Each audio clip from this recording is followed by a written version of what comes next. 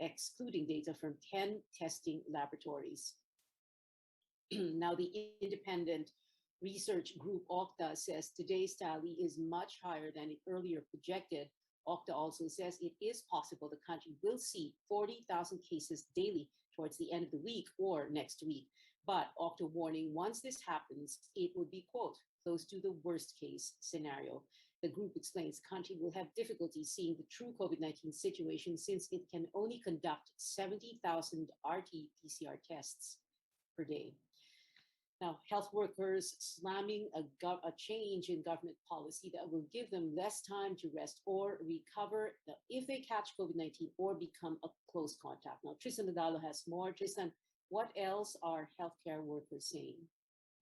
Yeah, exhausted, demoralized, and overwhelmed. This is how some groups of health workers describe the situation in hospitals as the country grapples with a surge of new COVID-19 cases. They are also dismayed over a recent decision of the government to authorize hospitals to shorten by half the quarantine for fully vaccinated health workers from 10 to 5 days. The Alliance of Health Workers say this is unacceptable because medical workers are also humans, not immortals. The group adds health workers also need time to recover and heal when exposed to the virus. The Filipino Nurses United also rejects the policy. It says this is an excuse not to hire more health workers. And so far, over 500 nurses and hundreds of allied health workers, members of these groups, have been infected.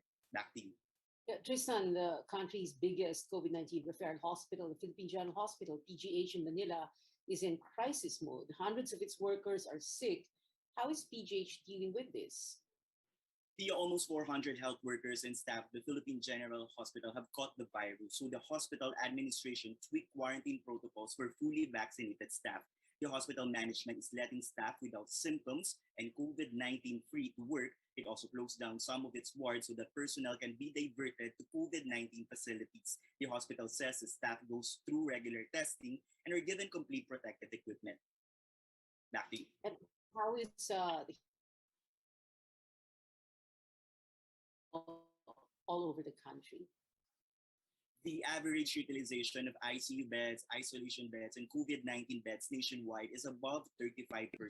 But if we zero into Metro Manila alone, ICU bed utilization is now at 51%, isolation beds is now at 50.4%, and COVID-19 wards now at 64.7%. Treatment Czar Leopoldo Vega said that the one hospital command is now receiving 850 to 900 calls a day. That's a big jump from 80 to 100 calls early December. Back to you, Pia.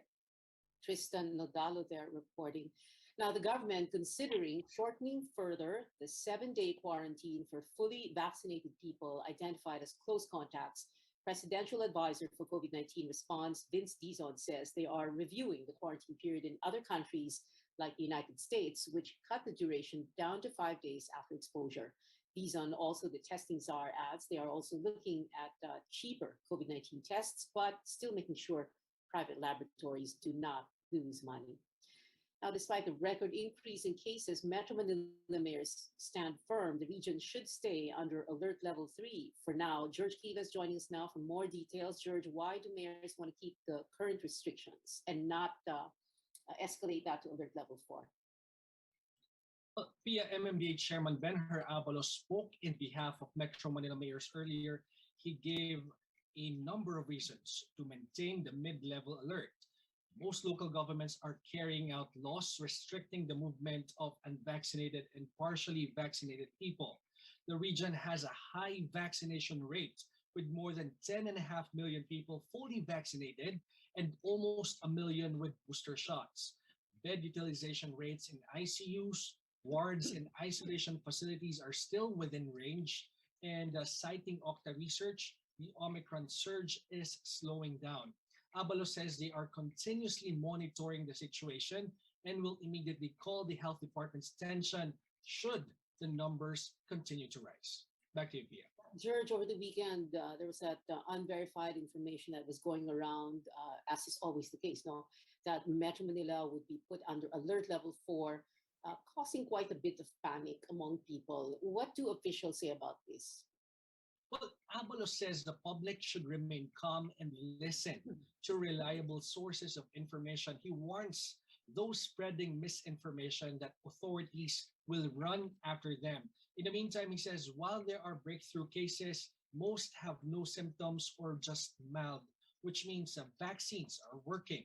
Abalos says people should get vaccinated, and those with complete shots should get a booster 3 months after the second dose. Back to you.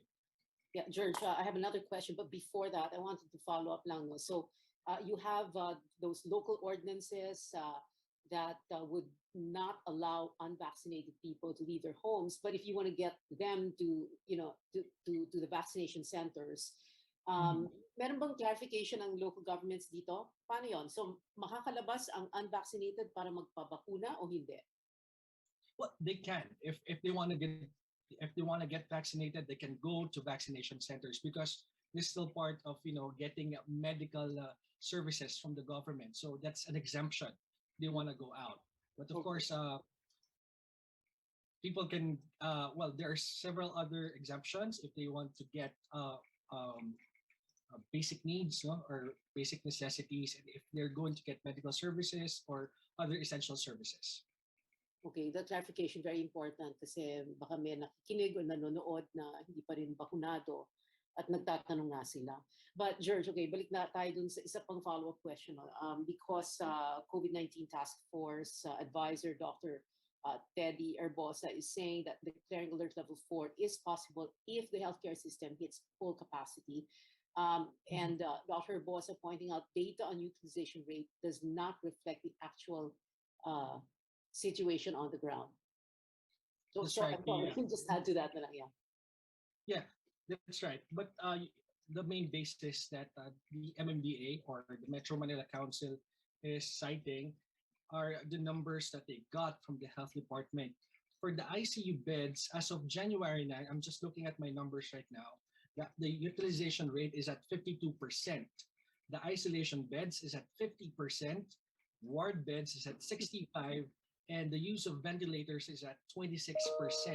If we will going to base this on the DOH's parameters, no, it has to be at 70% before it can be elevated to alert level 4. So, well, while there are some dynamics to that, no, as what that Dr. Urbosa was saying, but we'll see in the coming days if the Metro Manila mayors will convene again and make another decision as to the alert level status here in Metro Manila. Yeah, George, I'm sorry. Just one last follow-up question. I don't know if the data is on hand with you, pero remember nung Delta surge, no? So August, September, October. At that time, do you remember ano ba yung healthcare utilization rate natin? Sobrang taas, di ba? It was not at this level, right? Am I right? Correct. Yes, you're correct, Pia. No? Yun din yung part ng explanation ni MMDA Chairman Abalos earlier. No? Most of the people right now who are getting sick or getting the virus are just having mild symptoms. And the health department has already given its parameters also on as to who can avail of the home quarantine option. No? So most of the people right now are just having their quarantine at home, and there are several points wherein they can follow for them to be able to recover from the virus. Back to you. All right, George Cahilas there reporting. Now, in other news, the Commission on Elections is set to decide soon whether former Senator Bongbong Marcos will be allowed to run in the 2022 presidential race. But first, Commissioner Rowena Guanzon wants the Marcos camp to prove he was indeed sick when he skipped the full body's hearing on his disqualification case. Melissa Lopez joining us now for the details. Melissa, Mel? Yeah, COMELEC's First Division will publish its verdict soon on 3 disqualifications against former Senator Bongbong Marcos from joining the presidential race. But before that, Commissioner Rowena Guanzon is still looking for one more document. Guanzon has ordered the Marcos camp to file a notarized copy of the medical certificate that they presented during Friday's hearing that was issued by Dr. Benedict Valdecañas to explain why Bongbong was a no-show during that pre-conference last week. Guanzon learned about the seemingly conflicting details about the presidential aspirant's health condition.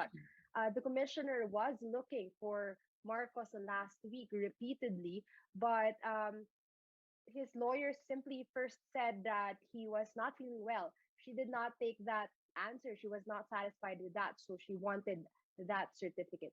Pia. Mel, walk us through the timeline. When did we last see Bongbong Marcos?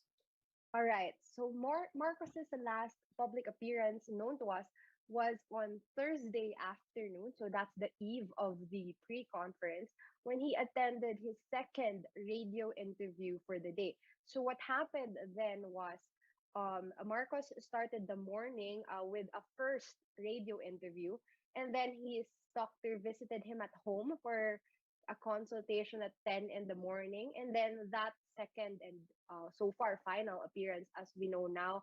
Um, and then his spokesman, Attorney Vic Rodriguez, explained that those speaking engagements worsened Bongbong's condition, and that's why they made that decision to let him rest on Friday, even though the Comelec really wants him to join the proceedings, even if just via Zoom.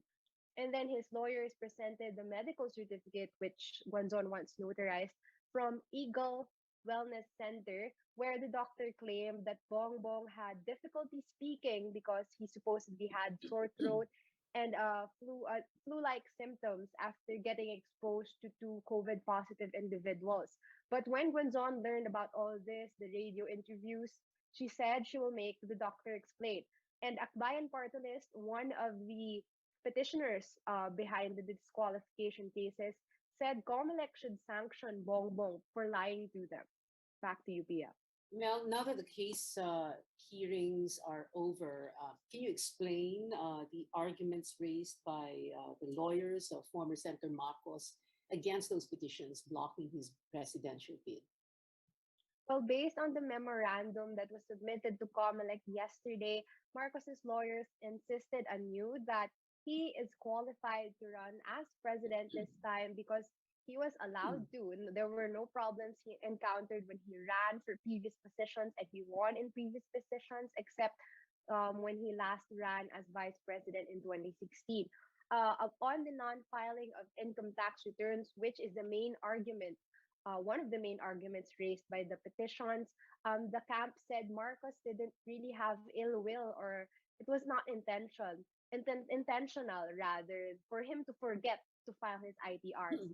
And they also argue that the penalties have been lifted already because they supposedly have paid all the penalties and fines imposed on him back in 2001. But this is still being questioned by the petitioners. His request is for the COMELEC to dismiss all the cases and to let him run in May. Pia, back to you. Melissa Lopez there reporting. Now, here's an update on other 2022 presidential aspirants. Senator Manny Pacquiao vowing to push for a minimum wage of 50,000 pesos for healthcare workers. That is on top of other benefits such as the special risk allowance. Manila Mayor Isko Moreno saying the new Hospital na Maynila is expected to open its doors this year. Senator Ping Lacson says there is no time to tackle the proposal seeking to lift term limits in the 1987 Constitution. And Senator Kiko Pangilinan, the running mate of Vice President Leni Robredo, testing positive for COVID-19. Pangilinan says he has no symptoms. Now, customers of Meralco can look forward to a lower electricity bill on the first month of the year. The power distributor says the overall rate for a typical household will be at 9 pesos and 7 centavos per kilowatt hour this January, down by 7 centavos from last month. Now, that means residential customers consuming 200 kilowatt hours a month can expect a 15 peso reduction in their bill. Now, one of the world's biggest fashion magazines is getting a Philippine edition. Publisher Condé Nast announcing Vogue Philippines will be launched this September in partnership with Mega Global Licensing Incorporated. It is the 29th edition of Vogue globally and will come out as a digital-first media brand with a monthly print issue. And before we go, a reminder to keep all health protocols in mind. Amid the recent surge in COVID-19 cases, keep wearing your masks. The advice is double mask, a medical mask under, and a cloth mask on top. And avoid social gatherings. And if you begin to experience symptoms, immediately isolate. Get yourself tested and consult with your local government for the next necessary steps. Let's all do our part to curb the spread of the virus. And that is it for now. Join me again on news.ph at 7 p.m. Still here on Facebook Live, the CNN Philippines Facebook Live page. I'm Pia Ontiveros for Newsnight, where we go above and beyond the headlines.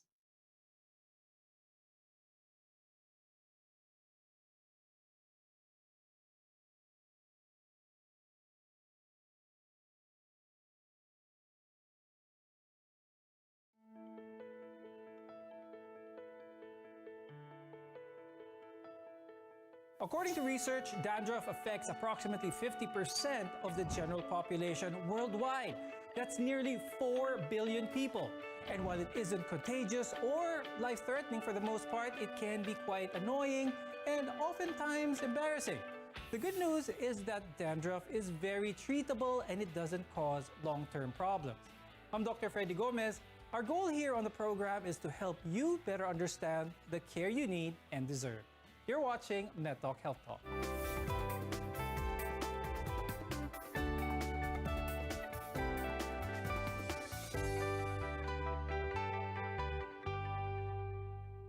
Not a lot of people know this, but dandruff actually has nothing to do or has little to do with poor hygiene.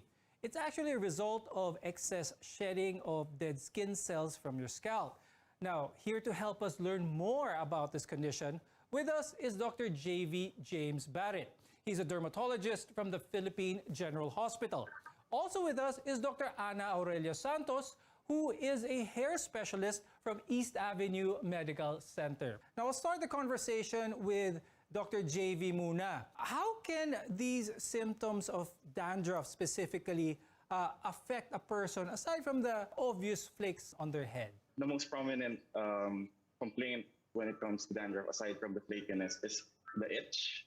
And the itch is quite persistent and it's quite irritating. So it's hard to do like your regular activities if you know it's itching and if you're gonna scratch your head sometimes.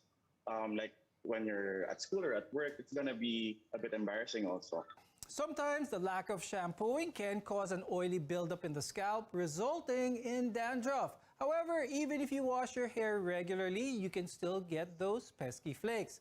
So, Dr. Tak, ano ba talaga yung rason kung bakit nagkaka-dandruff ang tao? Stress definitely plays a role, as we have observed during this pandemic, where in a lockdown situation,